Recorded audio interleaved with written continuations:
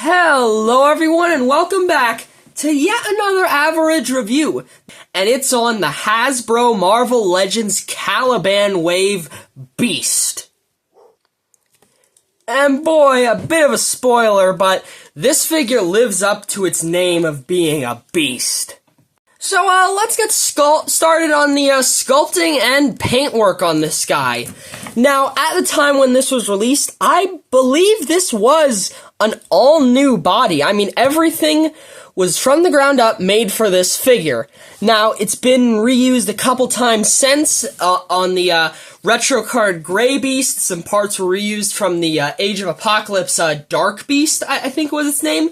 And the retro-carded blue version of the Beast, which is the most similar to this one due to it being, well, nearly complete reuse, just with a bit of extra paint and accessories.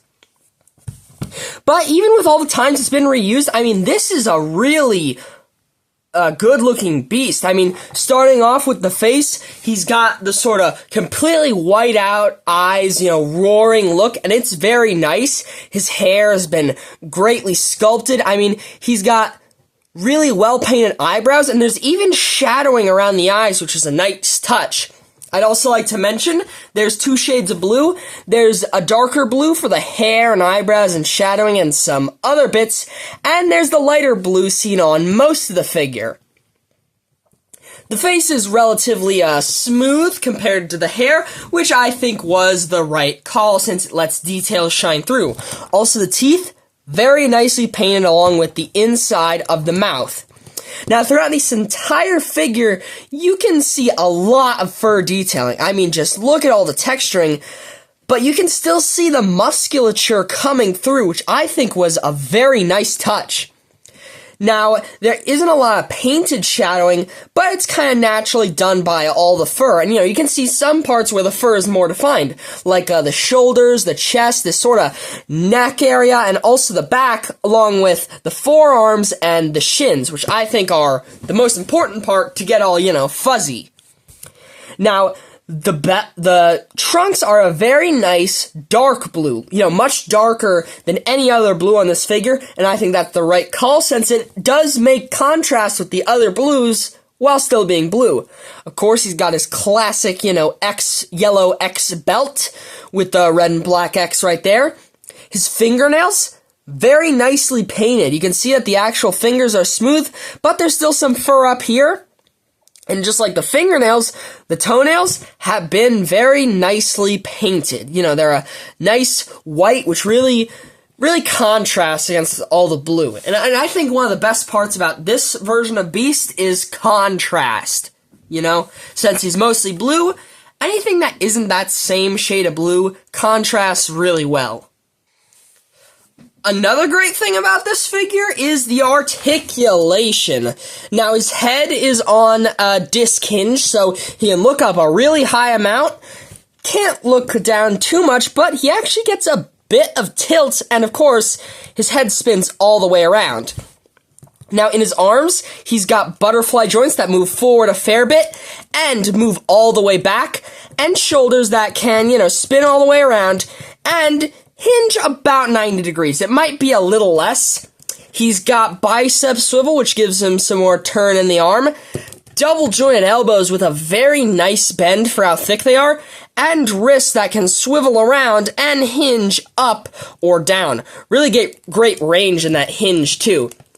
Now, he's got a similar articulation scheme to, for example, the retro-carded and Renew Your Vows versions of Spider-Man, where he's got this sort of ab crunch-like waist joint and a diaphragm joint. So he gets this far forward, which is fantastic, and a fair bit of arch back. And with the diaphragm joint, he gets spin around and tilt side to side. He's got ball-jointed hips that kick forward a little less than 90 degrees, but you can get him to move out like this, which I think is a pretty good touch for an acrobatic character like Beast. He also gets a nearly perfect split, which is impressive. He's got thigh cut, but the joints on mine are a bit tight, so it takes more effort to move them. He's got double jointed knees with Again, a really nice bend. I mean, look at that. He's got ankles that can hinge backwards, forwards, and pivot side to side, but he's got a hinge at the toe, which lets him, tiptoe around or do that. Doesn't look comfortable, but, still, really impressive range, and I think it's necessary for a character as acrobatic as Beast is, similar to someone like Spider-Man or Daredevil. Now, moving on to figure comparisons, we're going to start out with the standard male and female bodies used for comparisons on this channel. The Marvel Legends Renew Your Vows, Spider-Man, and Spinneret. You can see that Beast is sufficiently wider than both of them, but also a fair bit taller, which I think looks very nice. But I mean, come on, Beast is a member of the X-Men, so let's bring out some members of the X-Men. Starting off, we have two of his fellow founding members, Cyclops, this is the Hasbro Marvel Legends Astonishing Cyclops, and Jean Grey, this is the Toy Biz Marvel Legends Phoenix version of Jean.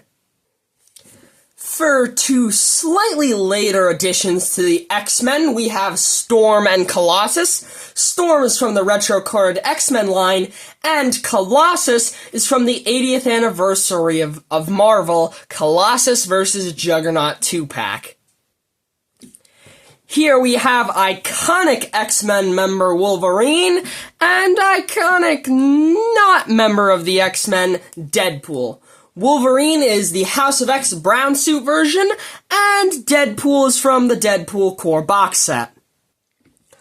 Of course, though, we have to bring out founder of the X-Men, Charles Xavier, Professor X. This is specifically the Patrick Stewart version of himself.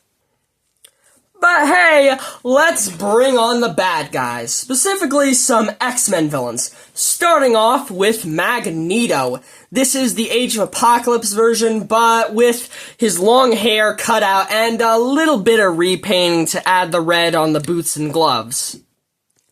Increasing in size, we have the Marvel Select Sabretooth, the Marvel Legends 80th Anniversary Juggernaut, from the same 2-pack as that Colossus, the Toy Biz Marvel Legends Apocalypse Build-A-Fig, and the Marvel Universe Masterworks Sentinel. What do you have to say for yourself, sir? Power core failure in 5, 4, 3, 2, 1. Thanks for that. And finally, as is tradition on this channel, here's the Marvel Legends Caliban Wave Beast with Hitmonkey and Goliath. But hey, we aren't done with the comparisons yet exactly, since I have to bring out the Marvel Legends retro-carded Grey Beast.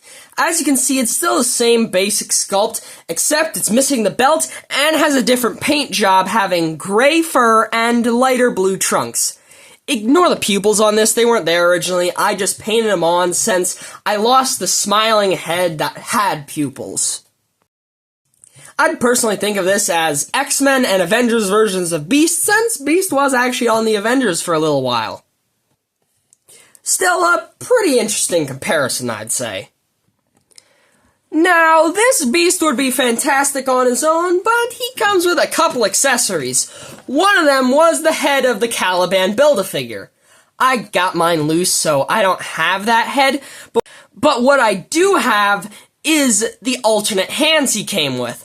Right now, he's got a sort of accessory holding right hand and a completely flat left hand, but he does come with an alternate right fist and an alternate left still open, but more dynamic hand. I do really like that he's got alternate hand options, but I kinda wish he actually came with an alternate left fist and an alternate right open hand, since, that would have given a bit more variety compared to these hands. Still, I'm not complaining, it's some pretty nice accessories. And hey, with these accessories and all the articulation, you can get him into some pretty cool looking poses. Now, I do have two minor complaints about this figure. One is that the figure doesn't really come with any kind of neutral, feral head sculpt. Which I think is a pretty big problem since Beast is fairly well known for not only his athleticism, but also his high intellect. He's very cultured and smart, and that's a big part of his character that contrasts with his furry, kind of monstrous appearance. So, not having that is a bit of an issue, and my second one isn't actually an issue with the figure itself. It's about the aftermarket prices. He goes for between $50 and $60 on the aftermarket, which is pretty expensive for one figure. And I kinda get why. Beast is one of the most popular members of the X-Men. He's been there since the team's start, and he's gone through a lot of story arcs and development, and he's been on plenty of, pieces of media like shows and movies and all that jazz. And this is the most popular look for him, sort of that Jim Lee blue-furred yellow belt design, since it was, seen on the classic X-Men animated series. Now granted, there was an improved version of this figure that came with a neutral head sculpt, lab coat, and extra vials and a book. That was the retro-carded Blue Beast re-release. That one? That goes for $100 now. So you may be asking, is there a cheap Marvel Legends Beast?